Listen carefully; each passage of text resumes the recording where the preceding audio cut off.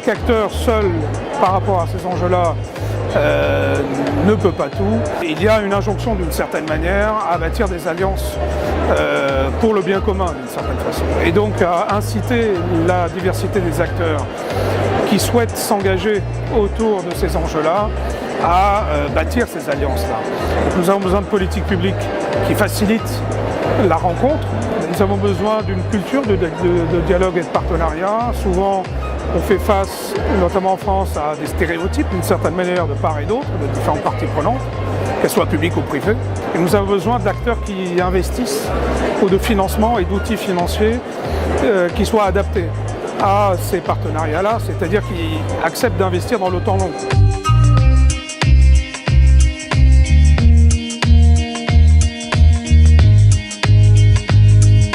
On avait la volonté au sein du groupe de porter un projet caritatif et sociétal et on ne savait pas comment s'y prendre. Pour nous, Convergence réunit en fait toutes les compétences et tous les savoir-faire dans le domaine justement caritatif et sociétal. Donc par exemple aujourd'hui on a pu décerner un prix à un projet de retraitement de déchets au Cameroun.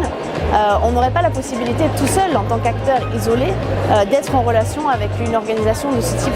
L'intérêt des projets multi-acteurs, c'est tout simplement de l'intelligence collective, c'est-à-dire qu'on prend les compétences de chacun, les domaines d'expertise, là où certains vont avoir des forces et d'autres vont avoir des faiblesses et ça permet de les réunir et pour créer un nouvel équilibre, pour créer quelque chose de plus grand.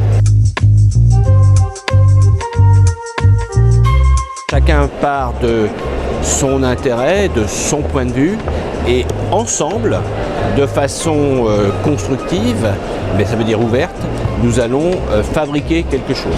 Si nous sommes plusieurs, nous serons en capacité de nous relayer ou de nous soutenir les uns les autres dans la durée. Une bonne idée en tout cas peut cheminer, germer par elle-même, tout en parfois même en se transformant.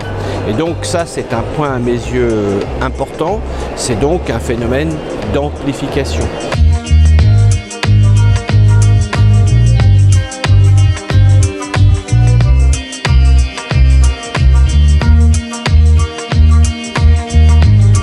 Mon premier conseil, c'est d'y croire, parce qu'effectivement la co-création c'est riche, surtout quand ça vient de structures très différentes qui apportent leurs expertises et leurs regards.